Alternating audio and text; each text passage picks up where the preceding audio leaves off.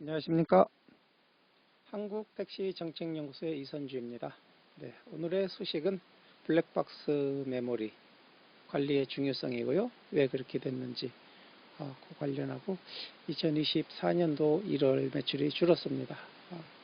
이런 간단한 소식, 기왕에 인사드리는 문자인데 내용도 없이 의미 없이 명절입니다.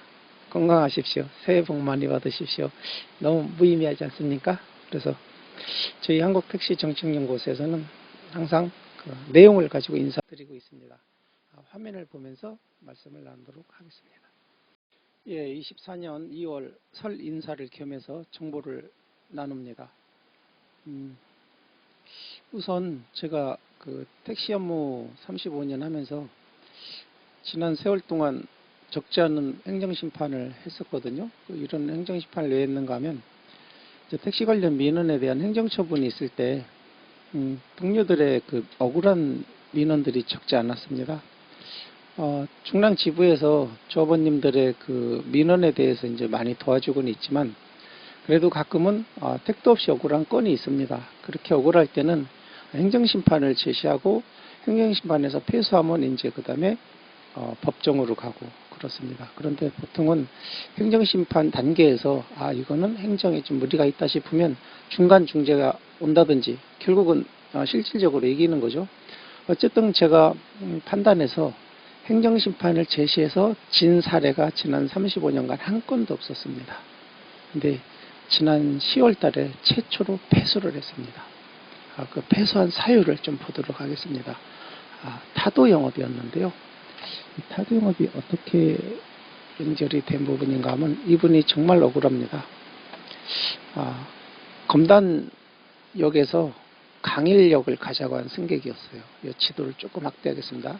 이 빨간 부분이 서울인 거 이해가 되시죠? 자, 여기 이 부분만 확대합니다. 그러면 이 하남에서 승객이 이 강일역으로 오자고 할 때 승객이 택시를 타고 조금 다시 압축하겠습니다. 강일역에 보이는가요? 하남 검단산역에서 택시를 타고 강일역을 가져가면 서울차는 당연히 태울 수 있죠.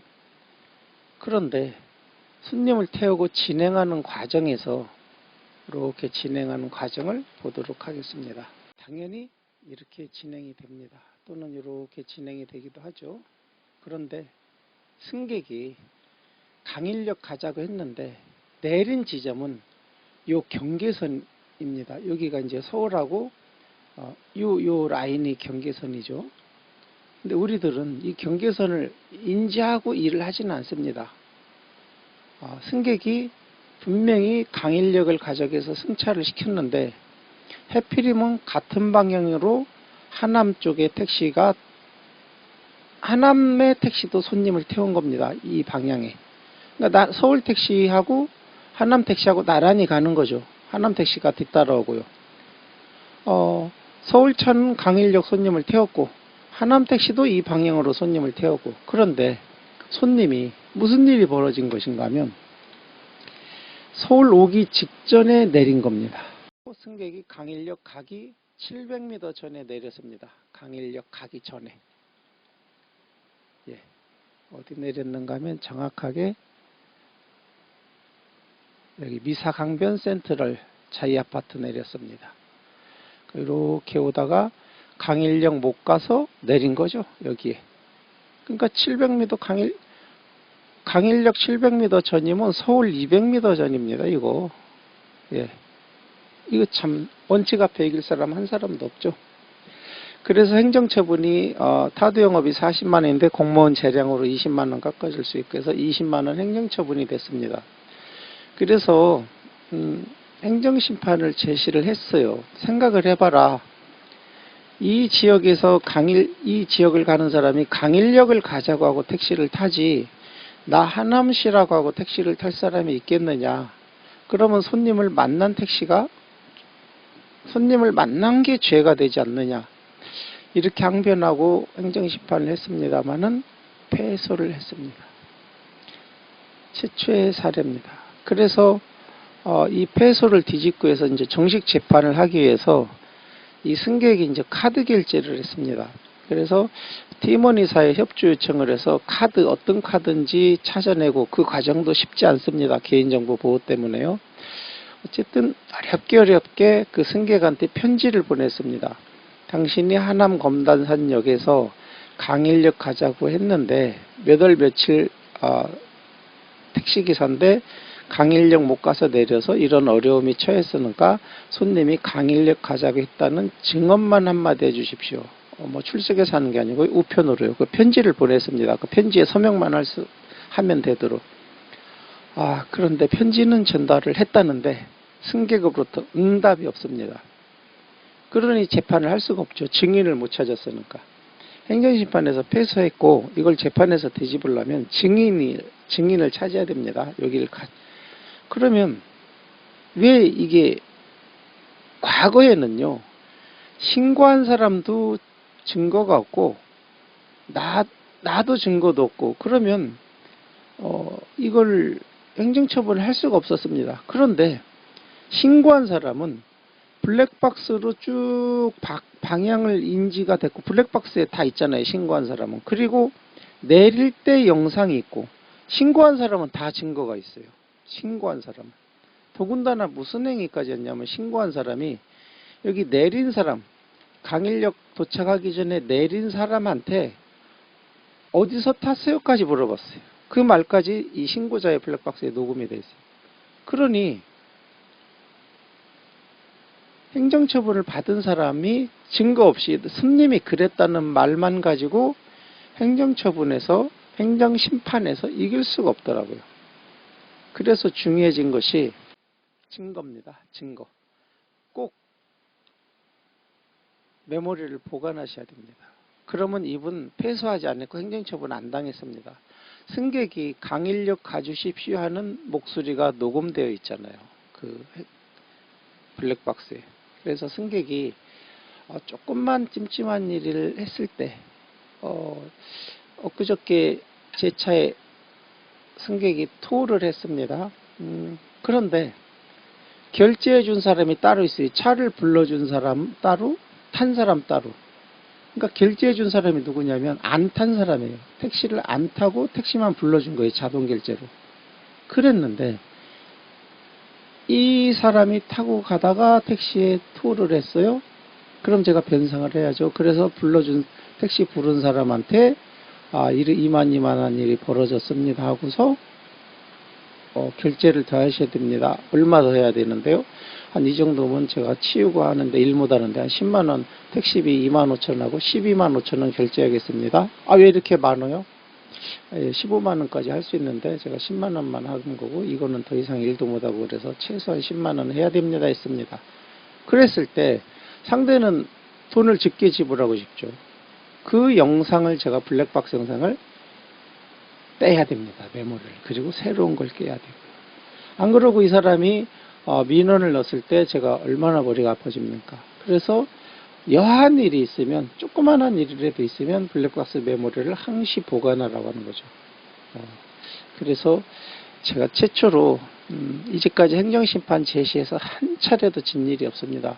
어떤 분이 그 차 양도 양수를 했는데, 과거의 사람, 자기가 그 차 양수 받기 전 양도한 사람의 행정이 나한테 날라와서 약 한 200여만 원을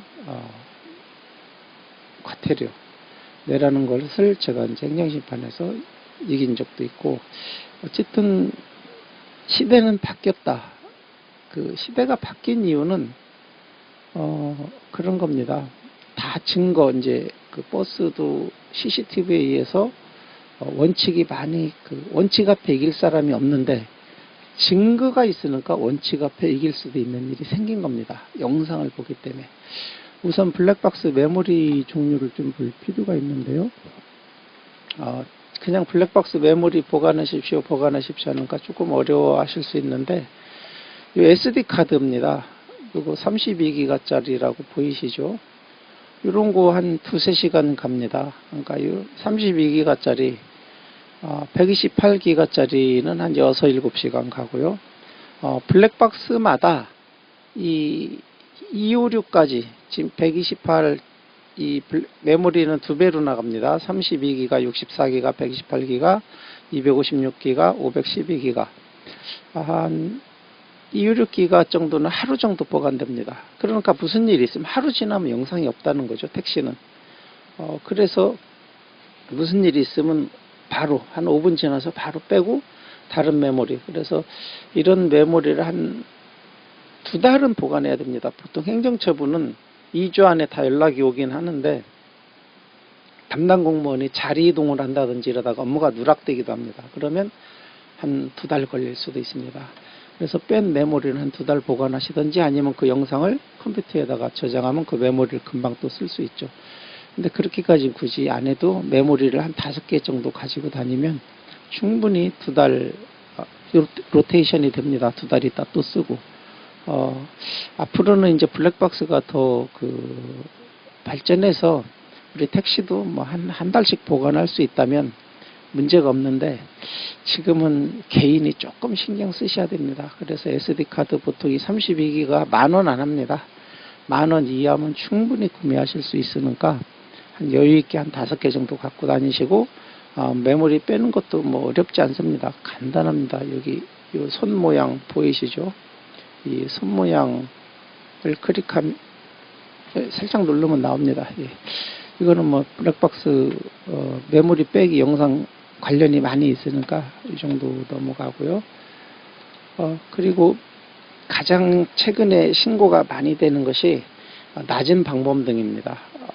이게 왜 문제가 되는가 하면 사실 별거 아닙니다. 이거 우리가 서울시에 승인 내면 그만인데 서울시가 쉽게 승인 안 해줘. 이 방범등 있죠? 이 가시값 여기 낮은 게 있어요. 살짝 낮은 거. 여기 이제 업자들의 싸움 같아요. 특정 우리 택시에 납품하고 먹고 사는 특정 공장에서 이거로 사업을 잘하고 있는데 어느 날 갑자기 경쟁업체에서 낮은 걸 다루는가. 우리 입장에서는 낮은 게 좋죠. 공기저항도 적을 테고. 그러다 보니까 이 업자들이 자꾸 자기들이 신고하는 것 같아요. 그래서 신고 당한 사람들은 바로 정상적인 걸로 교체하고 이러면 그냥 주의선에서 끝나고는 있습니다만은 좀 아쉬운 부분들입니다. 자, 제가 교통 민원 심의를 2번 이렇게 토론을 좀 해봤는데 그 시대의 변화가 이런 게 있습니다. 그러니까 증거에 의해서 원칙도 원칙 앞에 이길 사람 없지만 원칙 앞에 이기는 일들이 생겼어요. 이 영상이 명백하기 때문에. 어떤 경우냐면요. 버스는요. 이 CCTV가 6개가 있습니다. 왜 블랙박스라고 안 하냐면 CCTV라고 하냐면 차에서 발생한 영상을 사무실로 전송을 합니다. 인터넷으로. 전송을 해서 사무실에서 그걸 보관합니다. CCTV예요. CCTV는 저장 용량이 뭐 2개월, 2개월, 6개월, 뭐 1년 큰 비용이 들어가질 않습니다. 비용이 굉장히 적게 들어갑니다. 이 보관하는데. 그래서 버스는 2달에서 6개월까지 보관을 하고 있고 6개입니다. 앞뒤, 좌우, 운전석 비치는 거 실내 6개. 그래서 버스는 그 무정차 신고가 많이 들어옵니다. 이런 경우죠. 버스가 대략 몇 분 후에 옵니다. 보여요. 그런데 스마트폰을 잠깐 보다 보면 버스가 오는 걸 인지를 못할 수 있어요. 승객이 앉아서 대화하다가 버스가 오는 걸 인지를 못할 수 있어요. 그러면 버스는 무조건 버스의 정류장에 서게 돼 있으니까 멈추기 위해서 버스가 서행을 해서 옵니다. 오는데 승객이 있는데 탈 기미가 없어요. 관심이 없어요. 그러면 멈추기 직전에 다시 악셀레다를 밟고 출발을 합니다. 그때 승객은 내 앞에 번호가 보이니까 타겠다고 의사를 하죠. 그래서 버스는 그냥 가는가 신고를 하는 겁니다. 무정차 통과. 과거 같으면 다 행정처분 당했습니다. 그런데 지금은 교통심의에서 확인을 합니다. 그 순간에 버스가 정류장에 진입할 때 승객들의 행위를 보고 버스가 승객하고 일치했을 때 타겠다는 의사도 보입니다. 그런데 타겠다는 의사를 표시할 때 버스가 아직 이 승객을 지나가지 않았어요. 그럼에도 불구하고 운전자의 눈은 이미 출발을 하려고 악셀레라를 밟기 때문에 전방을 봐야 되고 좌측을 봐야 됩니다. 이 시선이 보입니다. CCTV가 6개니까. 승객이 택시를 타겠다고 버스한테 의사 표시를 할 때 운전자의 눈이 왼쪽 백미러 보는 게 보입니다. 그래서 행정처분을 면해주는 겁니다. 그만큼 증거가 중요해진 거예요. 원칙을 이길 수 있는 게 영상이 된 겁니다. 그래서 제가 블랙박스 영상을 꼭 보관하고 관리하시고, 이 얘기를 지금 몇 번째 강조하는 건지 모릅니다. 지금 제가 왜 이 부분에 대해서 강조에 또 강조를 하는가 하면, 작년에 억울한 사례, 정말 분통이 터지는 사례들을 너무 많이 봤습니다. 작년에만 해도. 접촉사고가 작게 벌어졌는데요. 접촉사고가. 오늘 밤에 안 보이니까 내일 병원 가서 내일 낮에 확인하고 연락 주겠습니다. 간단하게 톡 받았는데 내 차를 고칠 게 한 개도 없는 상태인데 상대는 병원을 갔어요. 그 사이에 블랙박스 메모리 다 지워졌어요. 덮어 쓰니까. 32기가는 3시간 못 가서 덮어 썼고, 64기가는 5, 6시간, 7시간 가서 덮어 쓰여졌고, 128기가는 12시간 하루 만에 없어졌고, 지금 256 메모리는 하루 조금 더 가는데 256 메모리 블랙박스 많지 않습니다. 네. 가장 최신이 2테라 2000기가죠. 그러면 그 정도면 한 10일? 예. 아직 최신의 제품이라 달고 있는 사람은 없을 겁니다. 그렇기 때문에 이런 사람들한테 당하면 과잉 치료에 대해서 이제 마디모 경찰에 요청을 해야 하는데, 뭐가 있어야 하죠. 꼼짝없이 너무 많이 억울하고 당하고, 이거는 있을 수 없는 일입니다. 그래서 시대가 증거 위주로 확실히 바뀌었으니까 정말 심사숙고하셔서 항시 생각을 하셔서, 사고가 났다, 무슨 일이 있다, 과속방지턱을 조금 덜컹하고 승객이 빨리 가져가서 과속방지턱을 조금 빨리 덜컹 넘었는데 승객이 어이쿠 했다, 병원 갈 여지가 있습니다. 블랙박스 없던 시절에는 다 무방비로 당하던 일들인데요. 제가 오늘 다시 한번 강조를 합니다. 좀 많이 힘듭니다. 이거 상담할 때는. 이렇게 강조했고, 조합회부에 그렇게 강조했고 했는데도 언제 힘이 턱 빠지는가 하면요, 나 그거 블랙박스 뺄 줄도 몰라.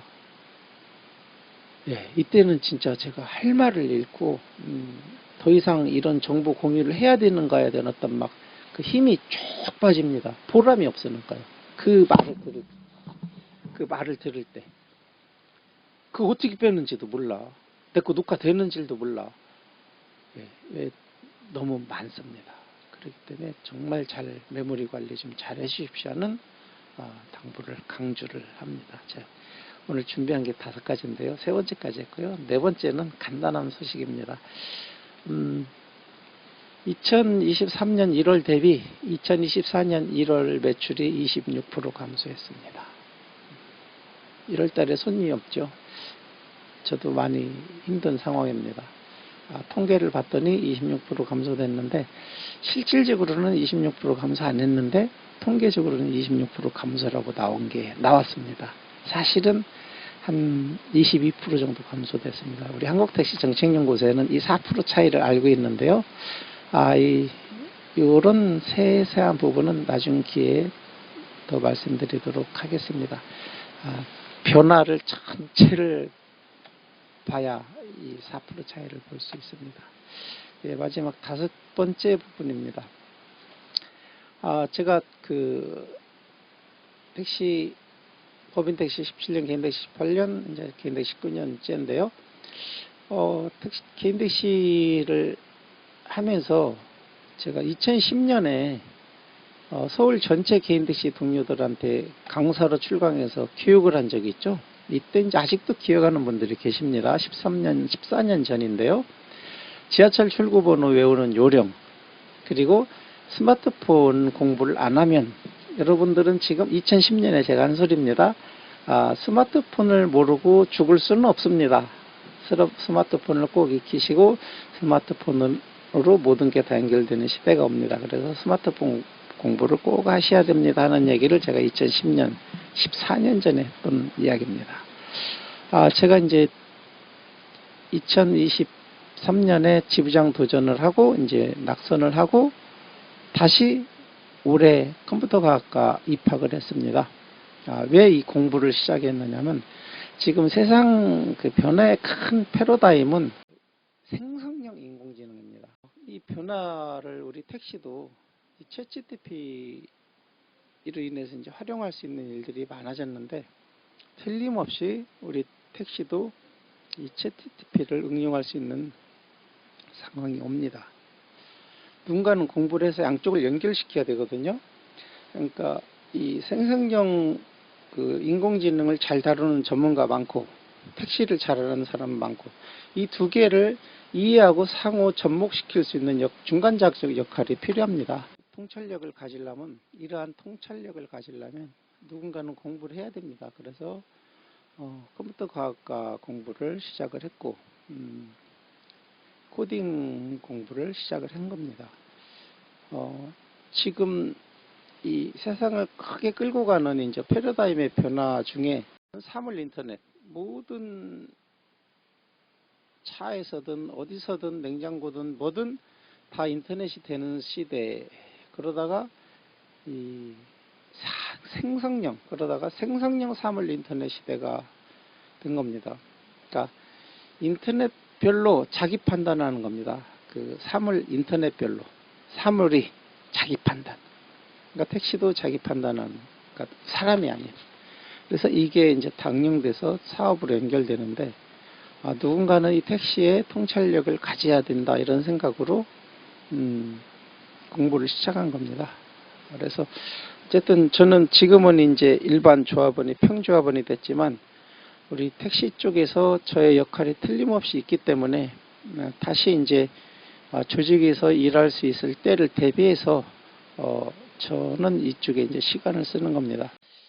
저한테 많은 충고를 한 분들이 당신의 능력을 조직에서 살리기 위해서는 많이 인사를 다니라고 합니다. 그 축구장, 배드민턴장, 족구, 등산 그런 인사를 다녀야 표를 얻지 이렇게 공부하고 실력을 쌓으면 어디다 쓸 기회가 없다.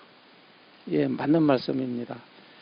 지난번에 충남지부 3,700여 명 중에 투표 안 하신 분이 1,700분입니다. 투표장에 안 오신 분이. 그러니까 당선자의 표가 1,400표인데 중랑지부 3,700명 중에 당선되신 표가 1,400표인데 투표를 안 나온 분이 1,700명입니다. 이거는 조금 이런 노력을 하는 사람한테 너무 힘을 빼는 겁니다. 누구를 찍든 나와서 투표해 주셔야 저의 이러한 길이 결국은 조합원님들의 선택을 받을 수 있는 길이다. 그리고 이게 모두한테 유익한 길이다. 그래서 양해를 구합니다. 제가 누구든지 시간이 무한한 건 아니기 때문에 이 똑같이 매다 찍고 일하면서 이 소중한 시간을 조금 저한테 있는 시간을 우리 택시업계의 미래를 위해서 공부하는 데 시간을 쓰고 있기 때문에 조직에 찾아다니면서 인사하지 못하는 부분에 대해서는 좀 양해의 말씀을 올리는 바입니다.